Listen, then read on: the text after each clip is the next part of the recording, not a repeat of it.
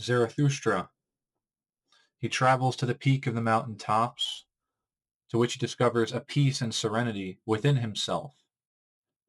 That the divinity of man is achieved by he who allows himself to exist. That he does not constrain himself with vanity or with the distractions of the world around him.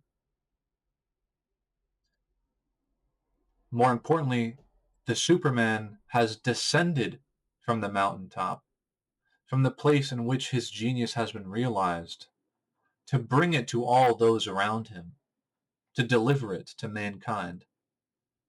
For what good is that gift kept within yourself alone? It is in the throes of ecstasy and misery, the death by passion, that you can overcome yourself and allow the Superman to reign supreme. So you must allow this due course. We are the happenstance individuals who take on the burdens of the world around us. We listen to what those around us tell us to do. We adopt the rules of society that we believe exist, what we're told to believe, what we're told to do, and we are acceptant, or reverent of that. We believe it's there, we accept that it's there, and we follow in accord with the laws, the rules of ourselves, what we must do, how we must act, how we must talk, how we must be, who we have to be. And so there's three metamorphoses of the spirit, the first of which is the camel laden with those burdens, willfully obedient, that which is docile and domesticated. But thereafter to break free is the lion. For the lion rebels against thou shalt. Thou shalt not, or thou shalt do this. It takes the viscera and the ferocity of the lion to break free. It takes a fighting spirit, a resolve, a courage, a brutality to be able to break free of that implicitness that is within you, so that you may then permeate yourself. Because thereafter the battle is waged, that is where the child is found. The third and final stage of the spirit, to be a child again. Because the child is not inhibited as we are. The child does not impose rules on itself. It does not get lost in its own head. The only thing preventing us from becoming who we are meant to be is ourselves. You need to realize this. You must venture to the mountain top. You must reconcile self. But then you must return from it. And if you should so determine to have found your purpose there, in a mastery of self, embark upon the world. For what good is it to stay and die alone with nothing?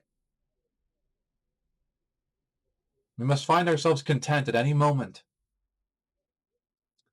But we are meant to embark upon life, because it is not until our self is fully fulfilled and realized that we may rest.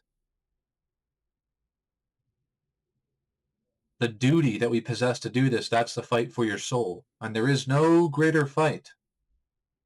The fight for your soul is the righteous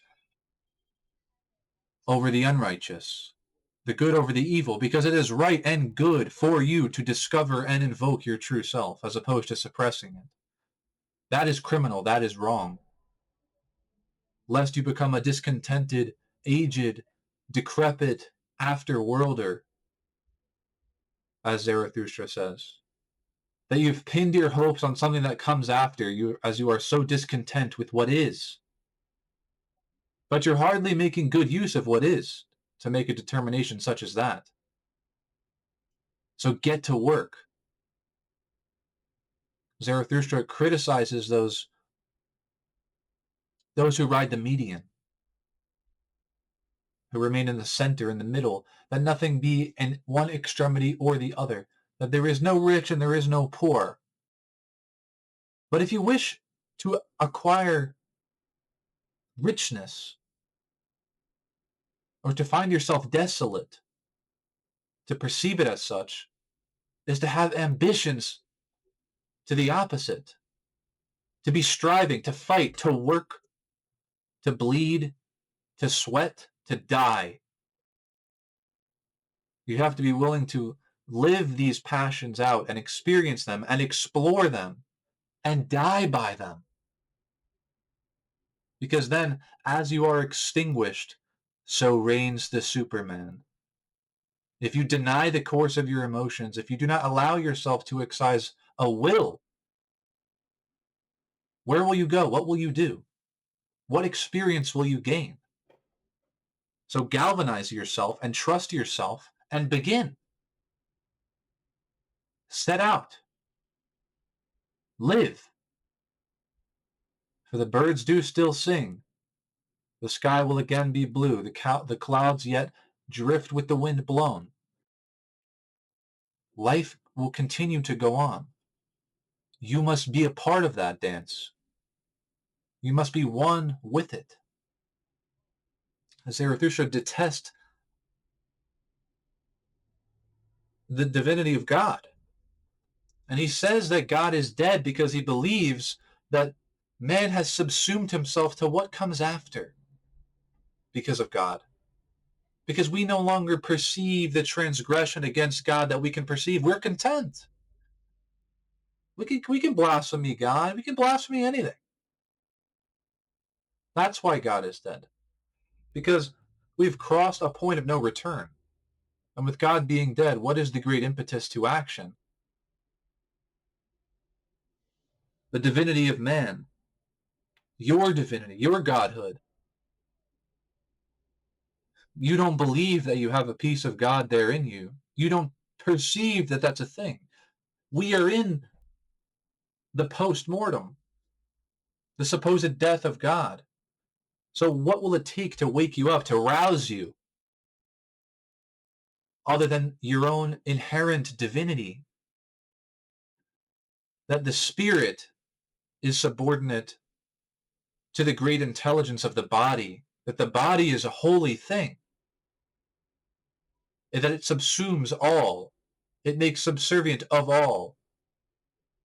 It is. So long as you have the capacity to deploy your will. That your spirit, your attachment to it, the way in which you are intermingled to it, is merely a tool utilized by a higher intelligence. Such is the divinity of man. So, will you transgress upon this gift that you have been given? For it was once handed to you by God, but you've since abandoned that. And so now the gift persists and it comes upon you again in a new light and in a new way. And so you are commanded to act, to live, to believe, to love, to cry, to weep, to be so well immersed in tragedies and glory, so that you might properly explore them, so that you might fulfill the canister, that your breast be full, because it is only upon reaching that crux where you've arrived at the turnstile within yourself, you are dead by your passions, that can so reign the Superman.